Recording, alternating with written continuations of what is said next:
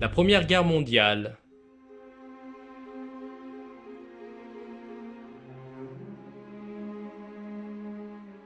Dans l'Europe du XIXe siècle, le colonialisme était très répandu. Les puissances européennes, comme la Grande-Bretagne et la France, avaient établi des empires coloniaux aux quatre coins du monde. L'Allemagne, à l'unité politique tardive par rapport aux autres pays, s'efforçait de devenir précurseur dans cette course au pouvoir.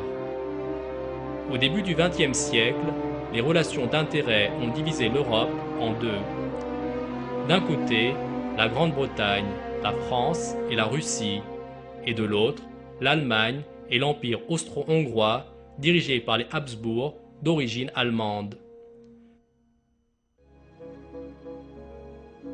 La tension entre ces deux groupes augmentait chaque jour, et finalement, un assassinat en 1914 provoqua l'étincelle qui déclencha la guerre.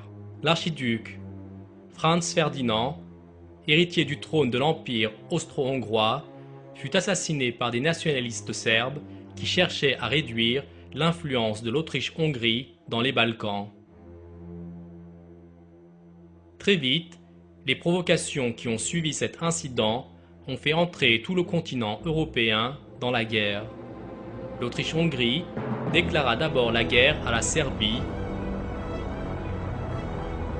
La Russie, alliée traditionnelle des Serbes, la déclara à son tour à l'Autriche-Hongrie. Enfin, l'un après l'autre, l'Allemagne, la Grande-Bretagne et la France sont entrés en guerre. La mèche était allumée.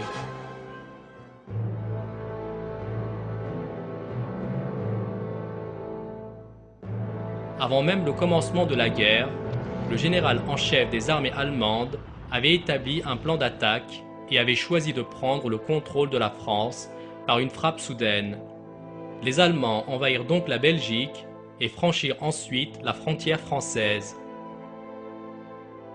La riposte fut immédiate. L'armée française arrêta les Allemands sur les bords de la rivière la Marne et elle débuta une contre-offensive. Bien que des deux côtés, les pertes en hommes étaient sérieuses, aucune avancée sur le front ne fut réalisée.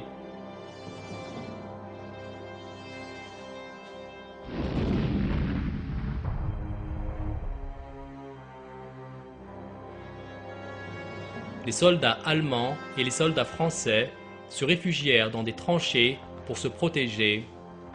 Cette série d'attaques, qui a duré plusieurs mois, a provoqué la mort d'environ 400 000 soldats français. Le nombre de soldats allemands morts était de 350 000. La guerre de tranchées est devenue la stratégie de la Première Guerre mondiale. Les années suivantes, les soldats avaient fait de ces tranchées leur lieu de campement.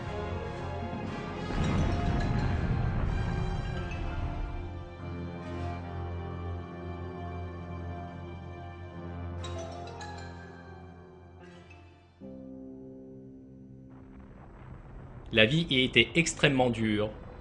Les soldats étaient sous la menace constante des bombardements, ce qui provoquait en eux stress et peur intense. Les morts ne pouvant être évacués, les soldats n'avaient pas d'autre choix que de dormir à côté de ces cadavres.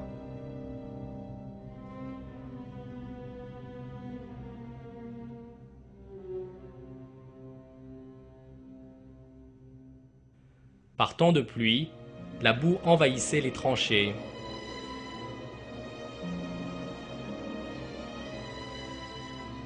Plus de 20 millions de soldats, combattants de la Première Guerre mondiale, ont souffert de conditions de vie terrifiantes dans ces tranchées et la majorité d'entre eux y ont laissé leur vie. En quelques semaines, cette situation due à une attaque allemande de 1914 mit le front occidental dans une impasse. Les soldats terrés dans ces tranchées étaient pris au piège, à quelques mètres seulement de distance les uns des autres. Chaque offensive lancée dans un ultime effort pour mettre un terme à cette situation allait encore alourdir les pertes en vie humaine.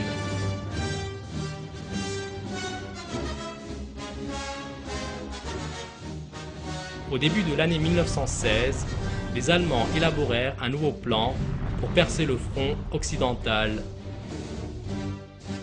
Ils planifièrent la prise d'assaut de la ville de Verdun, considérée comme la fierté de la France. Le but de cette attaque n'était pas de gagner la guerre, mais plutôt d'infliger des pertes sérieuses à l'armée française afin d'affaiblir sa résistance.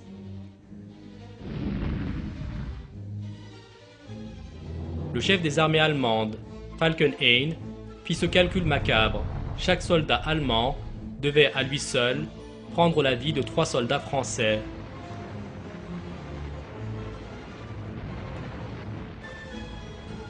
L'offensive débuta le 21 février. Les commandants allemands ordonnèrent à leurs soldats de sortir de leurs tranchées. Mais tout soldat qui le faisait était mort ou était destiné à une mort certaine dans les 3 minutes environ après sa sortie. Malgré des attaques qui s'étalèrent sur des mois, les Allemands échouèrent dans la prise de la ville de Verdun. Au total, les deux camps ont perdu environ 1 million de soldats.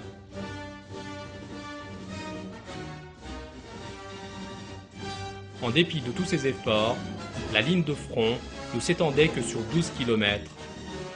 1 million de personnes sont mortes pour sauver une douzaine de kilomètres.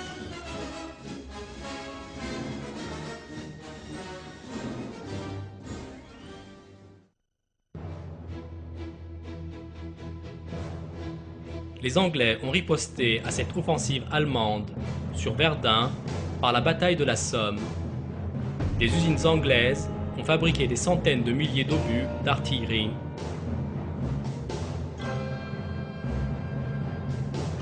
Les plans du général Douglas Haig demandaient à l'armée britannique de continuer les bombardements intensifs durant une semaine, qui serait aussitôt suivie par une attaque de l'infanterie.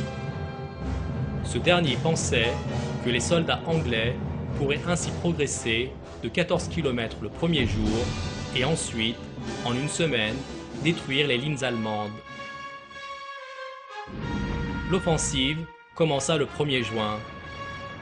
Pendant une semaine, les artilleurs britanniques ont attaqué sans relâche les lignes allemandes.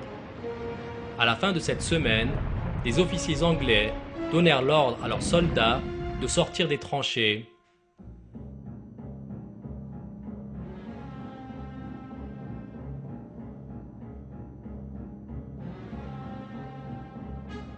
Toutefois, pendant le bombardement, les soldats allemands s'étaient assis, serrés les uns contre les autres, dans leurs tranchées profondes, échappant ainsi à un carnage programmé et contrecarrant totalement le plan britannique. Alors que les soldats anglais se déplaçaient le long des lignes de front, les soldats allemands, armés de mitrailleuses, ouvrirent le feu sur eux. Au total, 20 000 soldats britanniques sont morts dans les premières heures de cette attaque. Cette nuit-là, le champ de bataille entre les deux fronts était jonché de cadavres et de soldats blessés qui tentaient de se traîner hors de là.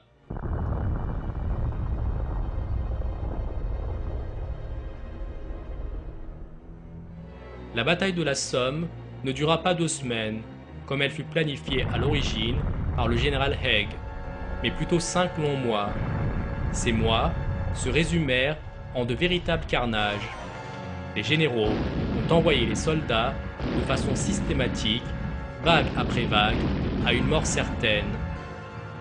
À la fin de cette bataille, les deux camps avaient perdu 900 000 hommes, et pour cela, le front n'avait progressé que de 11 km.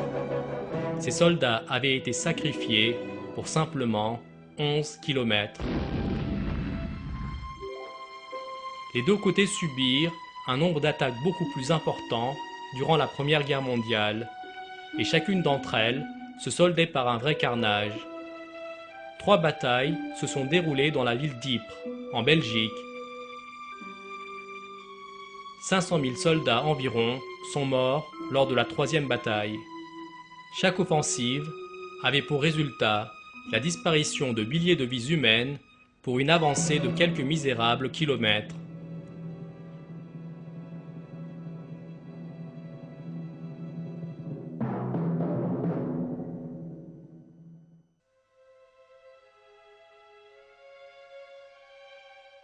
Cette guerre terrible, sans motif valable, ôta la vie à d'innombrables innocents. Beaucoup de personnes perdirent leur famille et durent abandonner leur maison. Les raisons premières dissimulées derrière cette catastrophe sociale n'étaient qu'ambition politique et intérêt de certains cercles idéologiques. Faire l'apologie du chaos dû aux ambitions mondialistes de ceux qui renient Allah est interdit dans le Coran. Allah défend aux hommes de semer la corruption sur la terre. Je demande la protection d'Allah contre le diable banni, et ne semez pas la corruption sur la terre après qu'elle ait été réformée, et invoquez-le avec crainte et espoir, car la miséricorde d'Allah est proche des bienfaisants.